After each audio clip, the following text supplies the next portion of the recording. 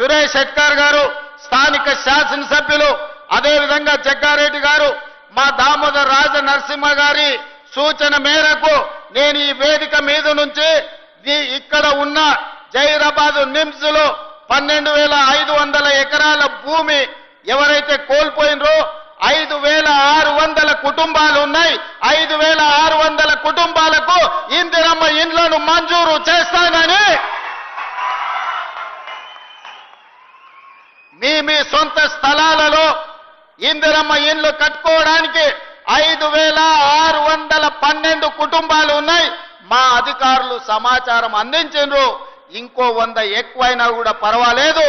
భూమి కోల్పోయిన ప్రతి కుటుంబానికి ఇందిరమ్మ ఇండ్లు మంజూరు చేస్తామని ఈ వేదిక మీద నుంచి ఆ రైతులకు ఈ సంతోషకరమైన వార్తను చేరవేయాల్సిందిగా ఇక్కడికి వచ్చిన మిత్రులందరికీ తెలియజేస్తున్నా.